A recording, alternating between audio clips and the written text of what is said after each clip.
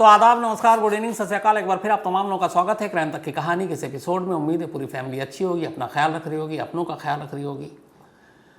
आज की कहानी सुनाऊं उससे पहले एक बार फिर आपको जानकारी दे दूं कि तमाम कहानियां ऐसी आप कोको एफएम ऐप पर भी सुन सकते हैं। और कोको एफएम ऐप पर आप तमाम मनोरंजक कहानियाँ हो या फिर रहस्यमय कहानियाँ हो, क्राइम की हो, पॉलिटिकल हो, बायोग्राफी हो, ऑडियो बायोग्राफी हो, तो उसमें हर तरह की कहानी, मनपसंद कहानियाँ आप जो सुनना चाहें ज़रूर सुनिए। क्राइम तक फैमिली के लिए क्राइम 50 है, डिस्क्रिप्शन पे लिंक है। और ख़ास तौर पर इस जो कोको एफएम ऐप है उस पर बहुत सारी कहानियाँ हैं।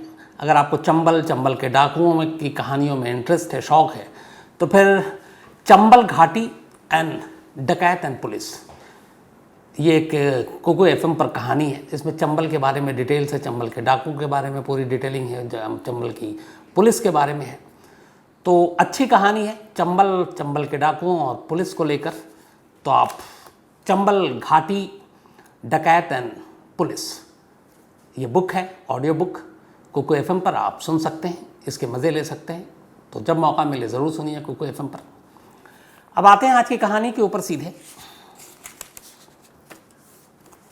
बात 2021 अगस्त के बाद की है, मतलब लगभग साल भर होने वाला है। अभी जून का महीना चल रहा है, 10 महीने हो गए। मिद्दू खेड़ा का कत्ल हो चुका था मोहाली में, और उसके बाद धीरे धीरे इन्वेस्टिगेशन चल रही थी। और कहीं ना कहीं सिद्धू मूसेवाला के जो एक्स सेक्रेटरी, उसका नाम आया। इस दौरान में सिद्धू मूसेवाला के घर पर फ़ोन आने लगे। उनके पिता भी थोड़े परेशान हुए। सिद्धू मूसेवाला के पास फ़ोन आने लगा और उन्हें धमकियाँ मिलने लगी। कहीं ना कहीं कनेक्शन जोड़ा जाने लगा। हालांकि उनके सेक्रेटरी तक था, लेकिन सेक्रेटरी से रिश्ता मूसेवाले का था। तो सिद्धू मूसेवाला के कई दोस्तों ने उन्हें सलाह दी, घर वालों ने सलाह दी, क्योंकि वो बड़े एक खुले मिजाज के थे, दोस्तों के साथ रहना, जो गाने बनाना, आना जाना, आज़ादी पसंद थी। तो उन्होंने कहा कि इस धमकी को हल्के में मत लो, थोड़ी अपनी सुरक्षा पर ध्यान दो। और तब पहली बार उन्होंने सुरक्षा के लिए मांग की। और फिर चूँकि गाने वाने से पैसे भी अच्छे खासे सब कुछ आ रहे थे, पैसों की कमी नहीं थी, तो सिद्धू मूसेवाला के लोगों ने कहा कि, और उनके घर वालों दोस्तों ने सलाह दी कि तुम एक बुलेट प्रूफ गाड़ी ले लो, क्योंकि पता नहीं सामने वाले का कब कहाँ कोई हमला कर दे, लेकिन कम से कम बुलेट प्रूफ गाड़ी से जान बच सकती है। मूसेवाला के घर में उनके पिता ने भी उनको यही सलाह दी। इसके बाद मूसेवाला ने कहा कि ठीक है, हम बुलेट प्रूफ गाड़ी का इंतज़ाम करते हैं। उनके पास से उसी वक्त एक गाड़ी ली थी, फॉर्च्यूनर, और उन्होंने कहा कि इसी फॉर्च्यूनर को अपग्रेड कराकर हम जो है इसको बुलेट प्रूफ में तब्दील कर देते हैं। आमतौर पर महंगी गाड़ियाँ या फिर इस तरह की गाड़ियाँ जो होती हैं वो तब्दील हो जाती हैं बुलेट प्रूफ कार में, उसका अलग पूरा टेक्निकल एस्पेक्ट है। तो पंजाब में बहुत सारी ऐसी जगह, ख़ासतौर पर जालंधर में कुछ ऐसी कंपनियां हैं जो बुलेट प्रूफ गाड़ियां बनाती हैं, या आपकी जो गाड़ी है उसको अपग्रेड करती हैं। तो जालंधर में सिद्धू मूसेवाला ने अपनी फॉर्च्यूनर गाड़ी को बुलेट प्रूफ में तब्दील करने के लिए दिया, और उन्होंने इसको पूरा तब्दील कराया। बुलेट प्रूफ गाड़ी को तब्दील करने में कई सारी चीज़ें भी होती हैं। अब जैसे अगर फॉर्च्यूनर की बात करें तो फॉर्च्यूनर का जो एक वेट है, अगर आप उसको देखें तो अराउंड 2180 kg का होता है, 2180 किलोग्राम भारी है फॉर्च्यूनर। लेकिन जब आप उसको बुलेट प्रूफ में तब्दील करते हैं तो उसका वेट बहुत ज़्यादा बढ़ जाता है। एक एवरेज कहते हैं कि अराउंड 1200 to 1500 किलोग्राम एक्स्ट्रा। तो अगर 2200 किलोग्राम की एक गाड़ी फॉर्च्यूनर है, उसमें मैं 1200 भी जोड़ दूँ तो अराउंड 3400 किलोग्राम, यानी कि बहुत ज़्यादा वेट हो जाता है। और इस वेट का असर बहुत चीज़ों पर पड़ता है। आपकी स्पीड पे पड़ता है, स्पीड कम हो जाती है। एवरेज पे पड़ता है। अगर एक गाड़ी सपोज़ फॉर्च्यूनर नॉर्मल है और वो अगर 10 से 11 या 12 का एवरेज दे रही है, और अगर आपने बुलेट प्रूफ करा लिया तो वो 3 या 4 किलोमीटर का एवरेज देती है, मतलब 70% एवरेज गिर जाता है। इसके अलावा स्टीयरिंग भी थोड़ी सी हेवी हो जाती है, टाइट हो जाती है, बहुत सारी चीज़ें होती हैं। क्योंकि जब आप बनाते हैं बुलेट प्रूफ गाड़ी तो उसमें कई चीज़ें होती हैं। और क्यों आदमी बनाता है? ताकि हमले से बच सके। तो पूरे ओरिजिनल स्ट्रक्चर को बदल दिया जाता है।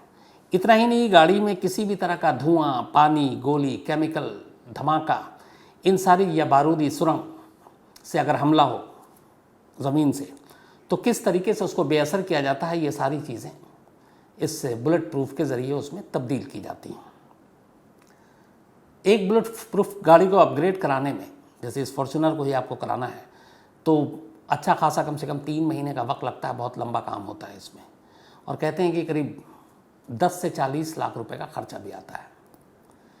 लेकिन फिर वो इस पूरी गाड़ी का हुलिया बदल देते हैं, और यहाँ तक कि जो उसका पूरा स्ट्रक्चर होता है उसको बदल दिया जाता है। गाड़ी का कोई भी ऐसा, हालांकि बहुत सारे पार्ट्स जगह होते हैं, लेकिन कहाँ कहाँ पे वो सारी चीज़ें होती हैं, कुछ चीज़ें इसको छुपा कर रखी जाती हैं ताकि सामने वाले को पता ना चले। लेकिन चाहे वो दरवाज़ा हो, ग्लास हो, इन सब चीज़ों को इस तरीके से बुलेट प्रूफ से बनाया जाता है कि किसी भी गोली, धमाके, बम बारूद का असर ना हो। सिद्धू मूसेवाला ने भी इसी तरीके से अपने गाड़ी को बुलेट प्रूफ कराया, बट इसमें एक नेगेटिव पॉइंट था। उसमें यह था कि जो रूफ टॉप है, छत, वो बुलेट प्रूफ नहीं था। उसकी कई वजह होती है। एक तो ये होता है कि आप गाड़ी में जनरली, आप घर में तो गाड़ी में बैठे नहीं होंगे, जब गाड़ी पार्क है तो आप घर के अंदर हो या कहीं और हो, तो गाड़ी लेकर आप हमेशा बुलेट प्रूफ सड़क पे ही होंगे। तो अब रेड लाइट एरिया पे, भीड़ भाड़ वाली जगहों पर कोई हमलावर आए और आपकी गाड़ी की छत पर चढ़े और फिर गोली मारना शुरू करे, तो ये थोड़ा सा नामुमकिन काम होता है। तो अमूमन इसीलिए रूफ टॉप को लोग छोड़ देते हैं, क्योंकि गाड़ी भी बहुत ज़्यादा हेवी हो जाएगी और फिर कोई रिस्क नहीं लेगा खुले में इस तरीके से छत पर चढ़कर गोलियां चलाने का। और ये पूरी गाड़ी इस तरीके से बनाई जाती है कि AK-47, क्योंकि इस वक्त सबसे ख़तरनाक वेपन वही है, तो AK-47 की गोलियों का भी उस पर कोई असर ना हो।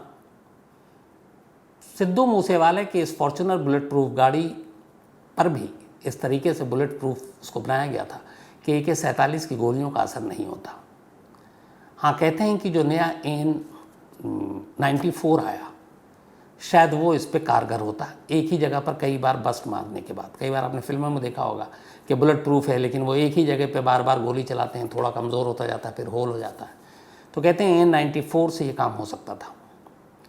और जब शाहरुख पहली बार गया था रेकी करने, तब उसने देखा, इस बुलेट प्रूफ के बारे में जानकारी हासिल कर ली, और यहीं पर उस वक्त एक साजिश रची गई थी।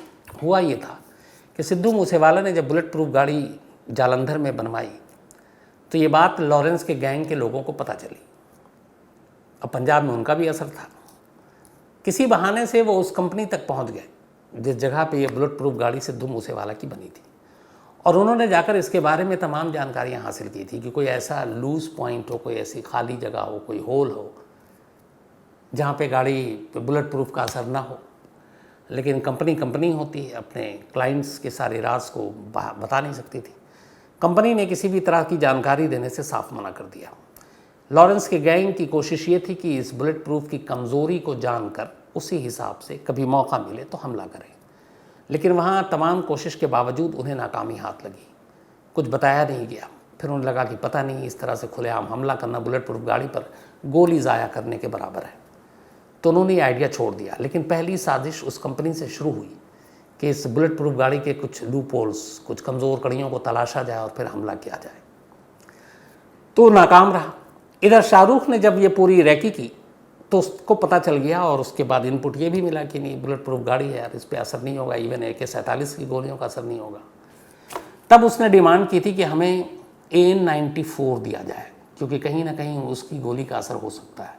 और उस वक्त इंतज़ाम नहीं हुआ, और बदकिस्मती से शाहरुख की या लॉरेंस की कहें कि वो पकड़ा गया शाहरुख, तो वो केस, उस वक्त ये सारा मामला ठंडा पड़ गया। लेकिन वहाँ से दिमाग में आ गया कि AK-47 या AN-94 तो कम से कम चाहिए, क्योंकि छोटे पिस्टल और इससे काम नहीं होगा। और इसीलिए जब शूटर गए, और जो हथियार अभी पकड़ा है दिल्ली पुलिस ने, AK-47 था ही, AN-94 की कारतूस भी मिले हैं, कुछ शूटर अभी पकड़े नहीं गए हैं, उनके ज़रिए शायद पता चले। और AN-94 कहते हैं कि रशिया से पाकिस्तान के बॉर्डर होते हुए पंजाब पहुँचे, और बहुत सारे पहुँचे, अब पता नहीं और किस किस के पास हैं। तो खैर, कुल मिलाकर ये जो कहानी सामने है बुलेट प्रूफ वाली, तो ये 2021 अगस्त के बाद ये सारी चीज़ें हुई थी, और पहली साजिश वहीं से रची गई थी कि इस कार के बारे में जानकारी हासिल की जा सके। तो ये तो नाकाम हो गई।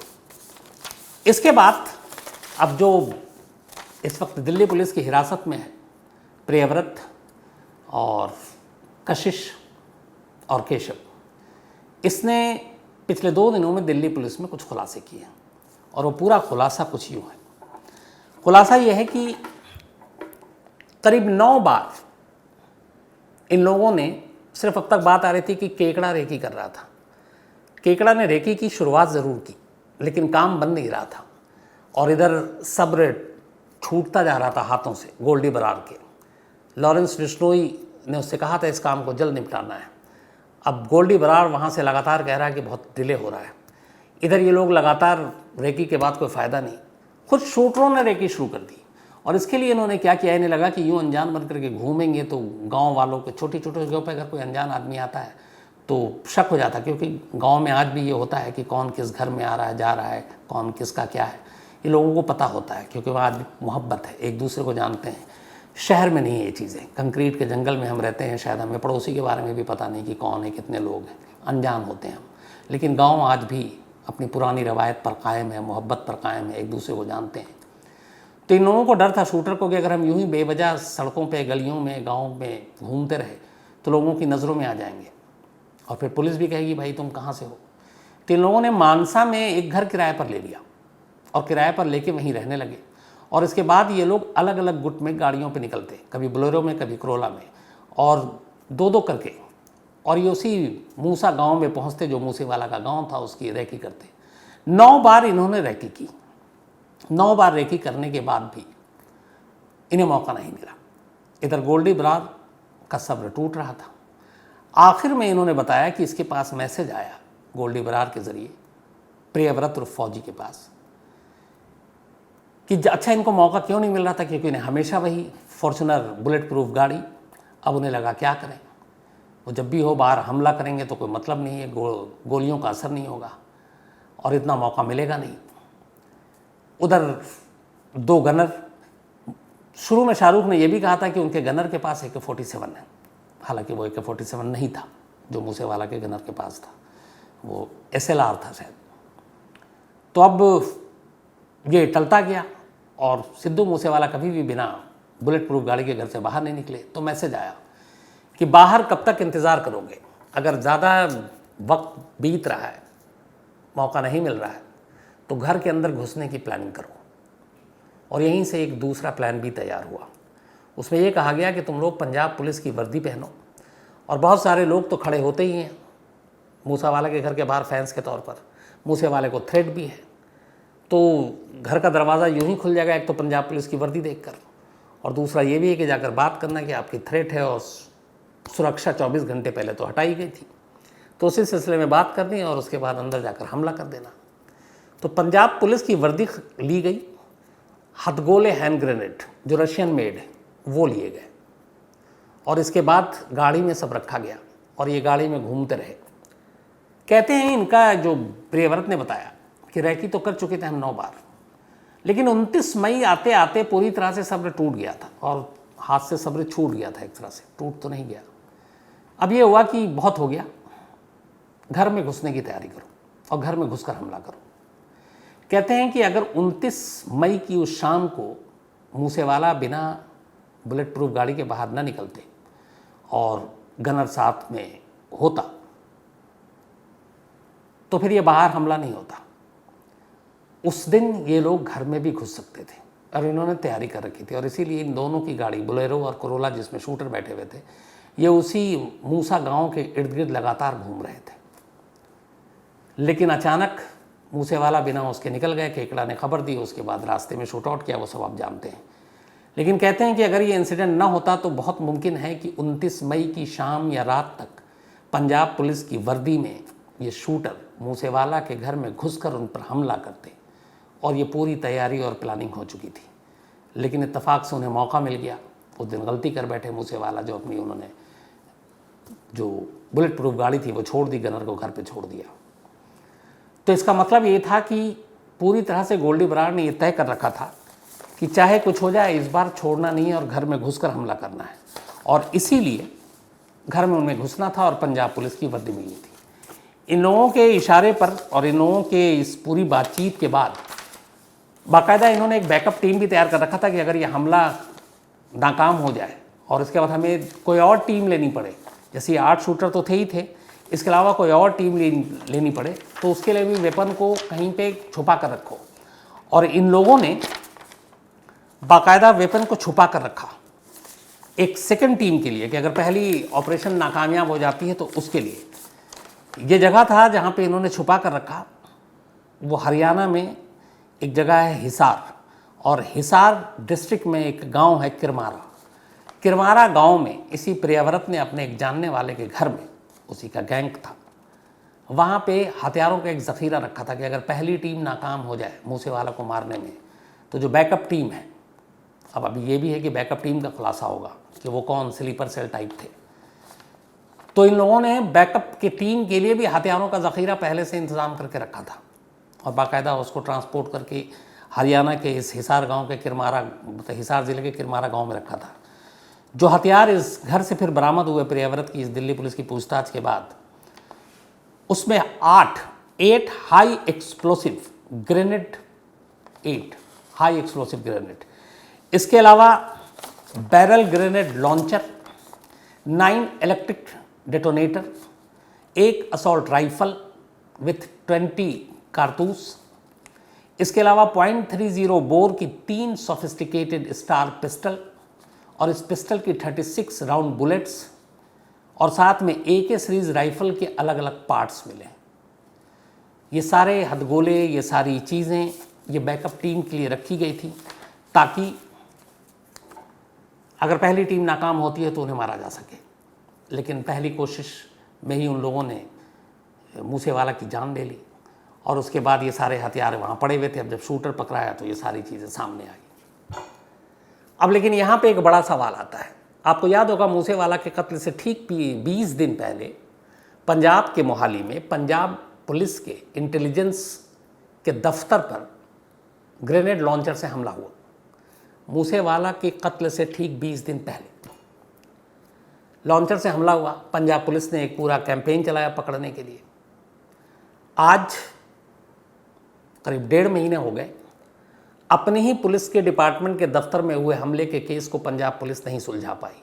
और हुआ ये था कि उस वक्त कहा गया था कि ये जो ग्रेनेड लॉन्चर और ये N94 तब उठा था कि पाकिस्तान बॉर्डर के थ्रू यहाँ पे भेजा गया है, तो उसकी तलाश की जानी चाहिए थी। पंजाब में जगह जगह तलाशी होनी चाहिए थी, बैरिकेडिंग होनी चाहिए थी। लेकिन कमाल देखिए, सिद्धू मूसेवाला के इस मर्डर से एक पंजाब पुलिस की बहुत बड़ी पोल खुल रही है। वो ये कि 20 दिन पहले पंजाब पुलिस के इंटेलिजेंस के बिल्डिंग में धमाका हुआ, 20 दिन के बाद मूसेवाला का कत्ल हुआ और मूसेवाला के जो शूटर हैं, कातिल, वो इकरार कर रहे हैं कि वो पूरे हथियार उनके पास AK-47, AN-94, हथगोले, इतने सारे राउंड बुलेट्स, और वो 2 गाड़ियों में, बोलेरो और करोला में लेकर पूरे पंजाब में दंदनाते घूमते फिर रहे हैं खुलेआम। किसी भी जगह पे, किसी भी नाके पे, किसी भी चेक पोस्ट पे, किसी भी बैरिकेड पे गाड़ी की तलाशी नहीं हुई। अगर पंजाब पुलिस में इतना बड़ा हमला पहले ही हो चुका होने के अपने बिल्डिंग में, तो उसके बाद ये उम्मीद की जानी चाहिए थी कि पंजाब पुलिस सख्ती बरतेगी, तलाशी लेगी, खासतौर पर गाड़ियों की जो बाहर से आ रहे हैं।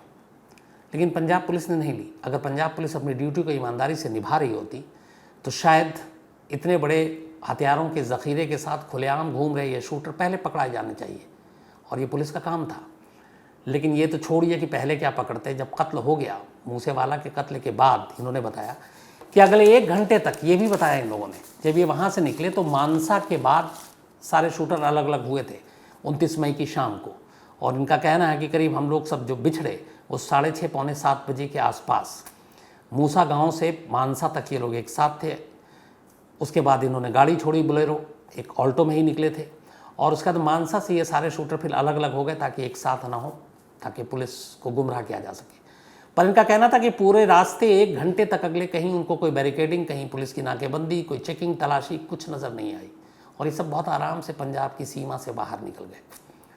तो 20 दिन पहले के हमले के बाद पंजाब पुलिस को जो जागना चाहिए था वो जागी नहीं, जो सुरक्षा करनी चाहिए थी वो की नहीं, जो तलाशी अभियान चलाना चाहिए वो भी नहीं किया। और मूसेवाला के कत्ल के 1 घंटे बाद भी जिस तरीके की उसी वक्त जब कत्ल की खबर आई थी, वायरलेस पे मैसेज चला पुलिस के, उसी वक्त उनको आसपास के तमाम इलाकों को अलर्ट कर देना चाहिए था। हर जगह की बैरिकेडिंग होनी चाहिए थी, फोर्स होनी चाहिए थी कि कोई भी अनजान शख्स या कोई भी गाड़ी हो, हर एक की तलाशी ज़रूरी है। 1 घंटे तक किसी ने सुध ही नहीं लिया और शूटर 1 2 3 हो गए। तो ये पंजाब पुलिस की सिर्फ यही नाकामी नहीं है, बल्कि इसी केस में और ले लीजिए, केस पंजाब पुलिस में दर्ज है। जितने भी शूटर अब तक पकड़ाए हैं, अब तक कुल 16 लोगों को अरेस्ट किया गया। इनमें से ज़्यादातर जो मेन है वो सब दिल्ली पुलिस की स्पेशल सेल ने पकड़ा है। पंजाब पुलिस ने इस केस को सुलझाने के लिए एक स्पेशल इन्वेस्टिगेटिव टीम बनाई, SIT। सवाल यह है कि वो SIT क्या कर रही है? 20 दिन हो गए, 20 दिन से ज़्यादा हो गए। सारी काम वाहवाही तो दिल्ली पुलिस लूट रही है। ये जो शूटर पकड़ा गया है प्रियव्रत या फिर केशव या कशिश, गुजरात के मुंद्रा से, ये सब दिल्ली पुलिस पकड़ती है। इससे पहले भी जो 6 शूटर की आइडेंटिटी है वो शिनाख्त डिस्क्लोज दिल्ली पुलिस कर रही है। साजिश का मास्टरमाइंड कौन है ये दिल्ली पुलिस बता रही है कि लॉरेंस है। गोल्डी बराड़ का कनेक्शन क्या है वो दिल्ली पुलिस कर रही है। तो पंजाब पुलिस जो पूरे मामले की जांच कर रही है वो है कहाँ और कर क्या रही है, ये अपने आप में पंजाब पुलिस से एक बहुत मतलब गंभीर सवाल है। और ख़ासतौर पर ये देखते हुए कि बैक टू बैक आपके इंटेलिजेंस के दफ्तर के बाहर धमाका हुआ, आज इतने दिन हो गए आप उस केस को नहीं सुलझा पाए। मूसेवाला के कत्ल में आप कुछ 1 इंच आगे नहीं बढ़ रहे हैं, बल्कि सारा काम दिल्ली पुलिस कर रही है। तो फिर ये क्या, ये दिल्ली पुलिस ने अपने जिस तरीके से बताया, पंजाब पुलिस के मुंह पे एक तमाचा भी है कि उन्हें खबर मिली कि गुजरात के मुंद्रा, कच्छ डिस्ट्रिक्ट में पड़ता है मुंद्रा, वहाँ पर मूसेवाला के कुछ शूटर करीब 10 दिन पहले पहुँचे थे। वहाँ कुछ दिन इधर उधर रहे, फिर उन्होंने एक घर किराए पे लिया, ये प्रियव्रत और केशव और कशिश ने।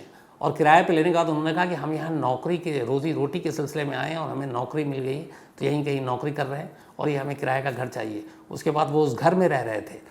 उसके बाद वो खारी मीठी रोड पर उन्हें मिलना था और ये इनपुट दिल्ली पुलिस को मिल रही है। पंजाब पुलिस को मिलनी चाहिए थी क्योंकि पंजाब पुलिस का केस था। लॉरेंस बिश्नोई चलिए ठीक है, दिल्ली पुलिस की हिरासत में था, तिहाड़ जेल में बंद था, तो अलग बात है। लेकिन ये जो बाकी शूटर जो अलग अलग देश के हिस्सों में भागे हुए हैं, तो ये इनपुट भी पंजाब पुलिस के पास नहीं था। तो पंजाब पुलिस को कहीं ना कहीं सोचना पड़ेगा कि ऐसे केसों में वो पीछे क्यों रह जाती है और वाहवाही कोई और पुलिस, किसी और स्टेट की पुलिस क्यों ले जाती है। तो इस केस में एक बड़ी नाकामी भी है पंजाब पुलिस की। तो ये तो थी आज की पूरी कहानी। अब कहानी ख़त्म करूँ उससे पहले अपना वही सिलसिला, आज सोहन सिंह जी का जन्मदिन है, तो हैप्पी बर्थडे सोहन सिंह साहब। हरि ओम सिंह इन्होंने भेजा है कनाडा से। इसके अलावा मयूरेश पॉटनिस, इनका भी आज जन्मदिन है, हैप्पी बर्थडे मयूरेश साहब। और चेतन वैद्य जी ने भेजा है। साथ ही मुकेश शेषमा कुछामन, इनकी भी आज मतलब इनका भी आज जन्मदिन है, तो हैप्पी बर्थडे मुकेश जी। साथ में कृतिका, इनका भी आज जन्मदिन है, हैप्पी बर्थडे कृतिका। और आपके पिताजी ने अपना नाम ही नहीं लिखा। तनुज गोयल, इनका भी आज जन्मदिन है, हैप्पी बर्थडे तनुज साहब। और ये हस्बैंड हैं एकता गुप्ता जी के और इनकी एक बेटियां हैं एकाग्रता गोयल, न्यूयॉर्क से हैं ये दोनों, तो बल्कि तीनों, तो हैप्पी बर्थडे तनुज साहब अगेन। इसके अलावा काव्या किशोर, आज इनका भी जन्मदिन है, हैप्पी बर्थडे काव्या। और चंदन किशोर पटना से इन्होंने भेजा, इनकी बिटिया हैं। सोहिल चोपड़ा, बल्कि साहिल चोपड़ा, सॉरी माफ़ी चाहता हूँ, साहिल चोपड़ा जी का भी आज जन्मदिन है, हैप्पी बर्थडे साहिल। और ये पटना से हैं और थैंक यू आपके इस खूबसूरत मेल के लिए भी। इसके अलावा भूषण चौधरी, इनका भी आज जन्मदिन है, हैप्पी बर्थडे भूषण साहब, ये जलगांव से हैं महाराष्ट्र। और कुलदीप ठाकरे जी ने भेजा है। इसके अलावा मनदीप कौर, आज इनका भी जन्मदिन है, हैप्पी बर्थडे मनदीप जी। और मुझे बड़ा अच्छा लगा ये मेल पढ़ने के बाद और आपको विश करते हुए, इसलिए कि मनदीप कौर जी को ये विश करने के लिए इनके फादर इन लॉ ने मेल किया, मतलब ससुर साहब ने, हरबंस सिंह जी नाम है, और उन्होंने बड़ा अच्छा एक लाइन लिखा, गॉड गिफ्टेड बहू है ये उनकी। तो सास बहू ससुर, ऐसे रिश्ते जब इतने प्यार भरे या सब पढ़ता हूँ सुनता हूँ तो वाकई दिल से खुशी होती है। रिश्तों में हमेशा ऐसी मिठास होनी चाहिए, ऐसी सबको मिलजुल कर रहना चाहिए। तो मनदीप कौर जी, आप बहुत लकी हैं कि आपके ससुर साहब ने आपके लिए इतनी अच्छी सोच रखते हैं वो, और ऐसी बातें लिखी। तो दिल से दुआएं आप हमेशा अच्छे रहें और आपका परिवार यूं ही हमेशा हंसता खेलता रहे। इसके अलावा कंचन जी और दीपक श्रीवास्तव जी, इनकी एनिवर्सरी है, आप दोनों को बहुत बहुत बधाई। और दीपांशु श्रीवास्तव ने भेजा है। सादी लोन हंटर हैं, इन्होंने पूछा था कि शूटर कैसे पकड़े गए थे गुजरात के मुंद्रा में। तो मैंने बताया आपको कि दिल्ली पुलिस की स्पेशल सेल लगातार जो बाकी लोग पकड़े गए थे उनके ज़रिए संपर्क में थी कि कौन कहाँ हो सकता है, कौन किसका कहाँ नेटवर्क है। तो उनको पता चला था कि ये लोग गुजरात कच्छ जा सकते हैं। कच्छ के आगे का कोई कनेक्शन नहीं था, लेकिन फिर इसने कच्छ से अपने मुखबिरों के ज़रिए पता चला कि मुंद्रा गए में है। तो कहीं ना कहीं वो जो कुछ नंबर्स थे और कुछ फैमिली मेंबर उनको सर्विलांस पर रखा था और उनके ज़रिए इस मुंद्रा के बारे में जानकारी मिली और फिर दिल्ली पुलिस की स्पेशल सेल की टीम पहुंची और उसने वहां जाके कच्छ पुलिस के साथ मिलकर इन लोगों को गिरफ्तार किया। भावेश सोनी हैं सिडनी से। इसके अलावा एक कई लोगों ने आज लिखा है कोई साजिद तंसीम की एक स्टोरी है पाकिस्तान, तो मैं कल ज़रूर इसको सुनाऊंगा डिटेल। आज बहुत सारी चीज़ों में उलझा था तो मैं इस पर रिसर्च नहीं कर पाया। इसके अलावा जवाहर चौबे जी हैं एंड ये यूएस प्रेसिडेंट के ओवल ऑफिस की कहानी सुनना चाहते हैं। सुभाष पवार हैं। इसके अलावा इन्होंने कहा सांगली में कल बड़ा अफसोसनाक हादसा हुआ था। 2 भाइयों का एक पूरा परिवार था 9 लोगों का जिन्होंने सुसाइड कर लिया। और ख़ुदकुशी की खबर जब भी आती है मैं अपने आप में बड़ा अजीब भी लगता है, बेचैन सा भी हो जाता हूँ। और ख़ास तौर पर इतने बड़े लेवल पर, मतलब इतने बड़े पैमाने पे एक ही साथ 2 भाइयों का पूरा परिवार 9 लोगों का। अभी तक की खबर यही, इन्होंने कोई जहरीली चीज़ ले ली और इनकी मौत हो गई। शुरुआती खबर यही कि शायद माली हालत ठीक नहीं थी, लेकिन एग्जैक्ट रीज़न क्या है और जैसी अपडेट आएगा मैं आपको बताऊंगा, लेकिन बेहद अफसोसनाक खबर थी है। इसके अलावा परिमोल गोइपाई जी हैं, सुधीर दहिया हैं, अंशली श्रेया हैं। इसके अलावा सचिन शर्मा हैं और इन्होंने लिखा है कि एक टी शर्ट थी जो आपको भी देखा और फादर्स डे के दिन आपकी बेटियां भी पहने हुई थी, तो मैंने उसकी पहनी या उसने मेरी पहनी, तो दोनों की अलग अलग है लेकिन एक ही है, टी शर्ट एक ही जैसी है और ये उसी की चॉइस थी, वही लेकर आई थी। भक्ति शाह है और जर्मनी से और इन्होंने कहा है कि कसाब के इन्होंने एक, बल्कि भक्ति शाह जी ने लिखा कि जर्मनी में बहुत सारे लोगों की इंडिया को लेकर बहुत राय अच्छी नहीं है। ख़ासतौर पर ये शायद कसाब के बारे में उन्होंने लिखा है, तो वो कहानी सुनी होगी इन्होंने कहा कि कसाब की जो कहानी है अगर वो इंग्लिश सबटाइटल के साथ आप अपने में दे दें तो उन लोगों को दिखाएं और उनका नज़रिया बदलें, तो आप एक अच्छा काम कर रही हैं।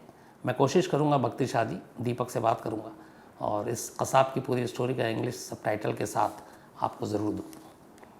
इसके अलावा देशराज मीना जी हैं, थैंक यू सो मच आपके मेल के लिए।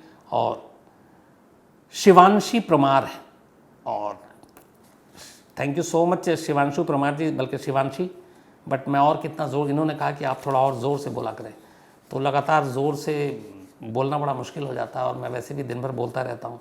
यहाँ के अलावा फिर टीवी पे बोलना होता है, फिर और भी जगह पे बोलना होता है, तो मुझे लगता है कि इतनी आवाज़ ठीक है।